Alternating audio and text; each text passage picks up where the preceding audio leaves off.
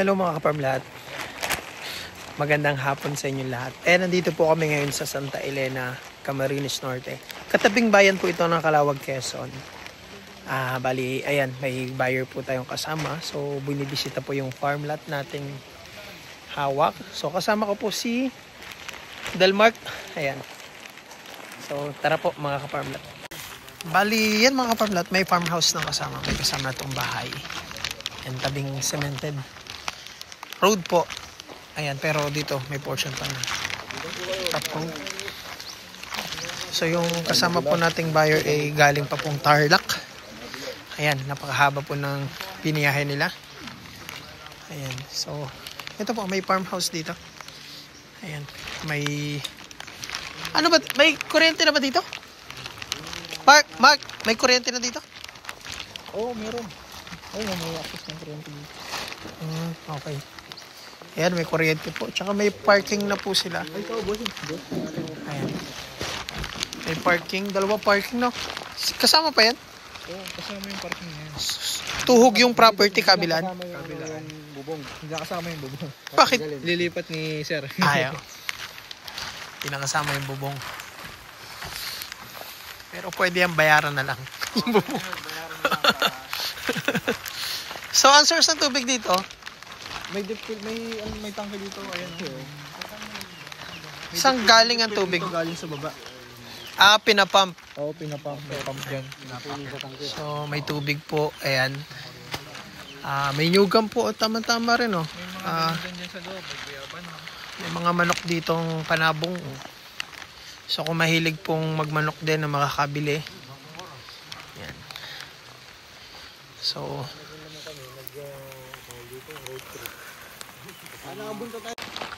napalabang kayo ng biyahe, sir. Maulan pa naman. So, bali kuya, sakop to kabila na, no? Itong kabila. Saan mas malaking part ang sakop? Dito. Okay. So, may mga pinya po. Yung kapaligid yung pinya. Ayan. Malinis po yung property mga farm na to. Carabao grass siya. Marami siyang tanim. Ayan. Ito tayo.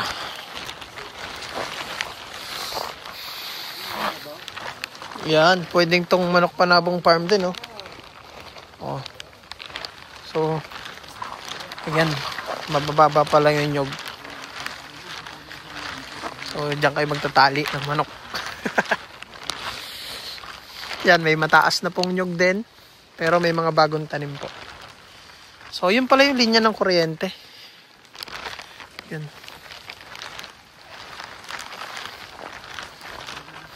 So, maayos po yung property kasi malinis. So, hindi kagaya ng ibang mga farm lot for sale na masukal ang property ito. Malinis siya. So, namumunga na po yung ibang nyog. Yan.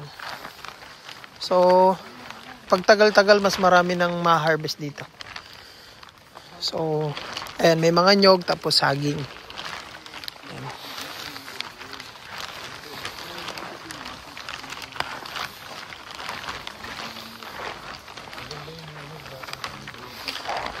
Tagal pang papakinabangan to. Oh, bago pa lang yun, oh. Tama-tama to sa ano, sa... Yung iba ho, nakaka-3,000 mahigit na yan yung natitipihan.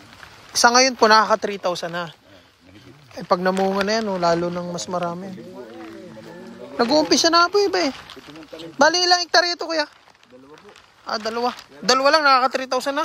Kaya malaki ito, kapag ang sukat. Pahilis, eh. Hindi ho ganyan ang sukat. Diretso ho. Para maabot ho ninyo yung kantuhan doon, para makita lang sana ninyo. Dito po tayo dadaan. Ikutin na. Mamaya po. Tanungin muna natin sila. Ganda. Malinis. Yung ibang farm lot masukal, eh. Daming maganda dito ang lukara nasa baba. Para hulog lang na hulog dun. Oo. Papahulog mo lang yan dyan, eh. Hindi na mahirapan maghakot ng ano.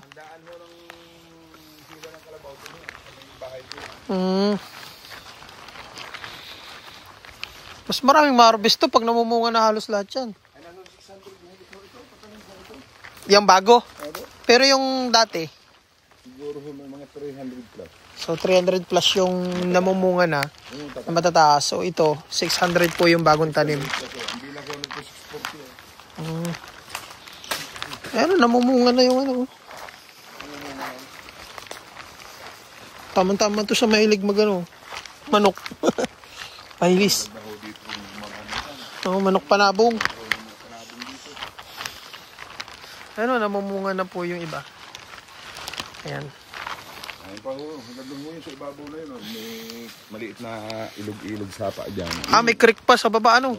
Yun, ibabaw na yun. Kasama pa ho yun. Ay, ibig sabihin, pag pababa ko yan, may paahon na ulit bahagya. Ay, ayun nga. Oh. Doon mo sana magandang daan. Ayan po. Tsaka solid po sa tanim, oh. Talagang hindi ka na lugi dito kasi may ano, may harvest. Saka ho pati ang sukat nito malaki dahil pa ganun. Hindi ko pa ibaba. Ito ho naman isang taon pa. Sagad na ang bunga niya. Ganyan na yan.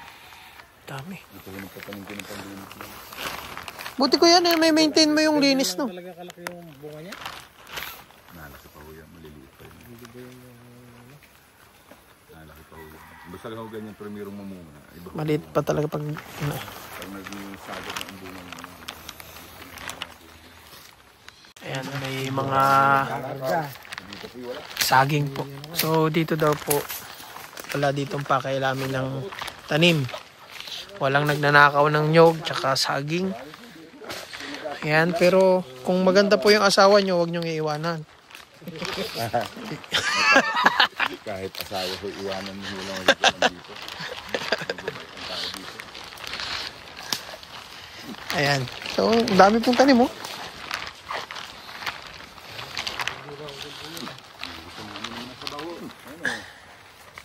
Buko ito. Oh, Sabaw. ang tigas mo. Hindi ka. Sabaw lang naman na yan, oh. Sako pa to, kuya, no? Ayan. Sako pa po ang kabila.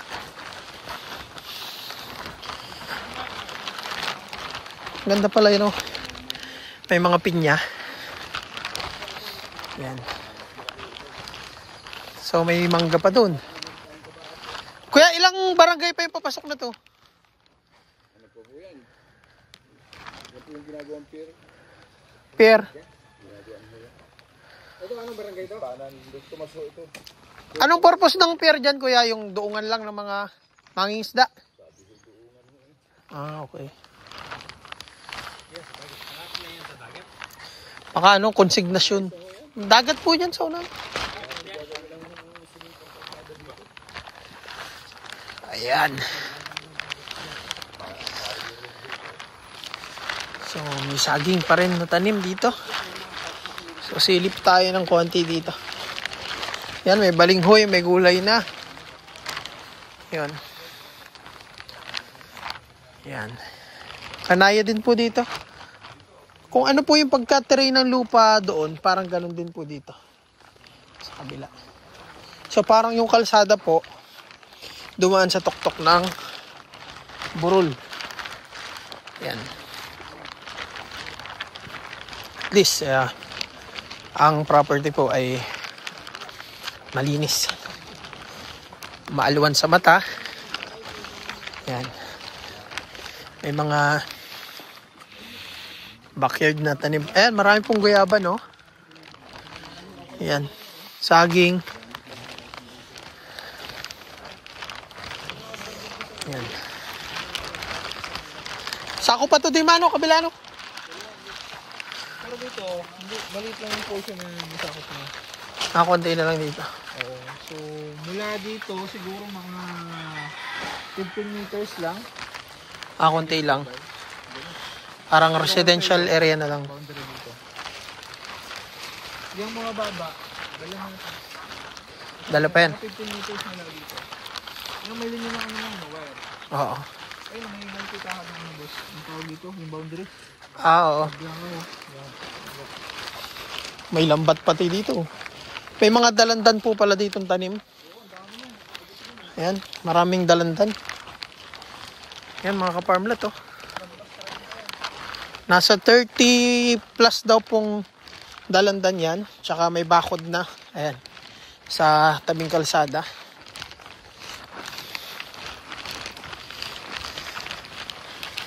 Maganda to ah.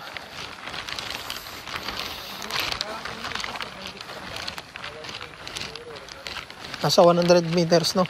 Ito, pababa dyan yan, makikita naman yung boundaries. Pumusok yan dito. Ayan. Itong mga dalandan na maliit, hindi na yung sakop. Ito lang. Ito. So ayan, yung puro saging na yan. Yan pala yung boundary mga ka-farmlet. Yan. Okay na rin. Maganda na rin po yan. Pababa yung dito boss. At least pagbaba nyo, ayan po yung makita nyo yung sasakyan ng buyer namin. Maliit lang po yan sedan. Pero pagbaba, yun na yung property. Malapit lang dito sa national. Bali sa National Highway po, nasa 3 to 4 kilometers po yung na-drive namin. So malapit-lapit lang. Sa town proper yung distance po nito, nasa 25 minutes to 30 minutes drive lang. Malapit lang po siya. At from Manila, nasa 6 hours drive po ito. Kasi Calawag lang po ito. Katabing bayan lang ng anong barangay ito? Baka dating sakop pa ito ng Calawag. Ano pong barangay ito? Ayun, Don Tomas. So, ayan po, dati pong Calawag, Quezon po ito. Pero ngayon, nasakop na ng Camarines Norte. Kaya po, malapit-lapit din po ito. So, nasa 6 hours drive lang siya. So, yan mga ka-farmlat. Sementado naman po yung loob ng bahay. Tapos, yun. So, hindi lang dito pwede i-park yung matataas. Maliban na lang kung iaangat nyo po yung parking dito. Pero kung mataas po yung sasakyan, yun nyo na lang po i-park sa kabila. Ayan. So, yan po ang loob. Malawak po ang loob niya. So, may 2 kwarto po. Ayan. So, ito, may bahay pa dito.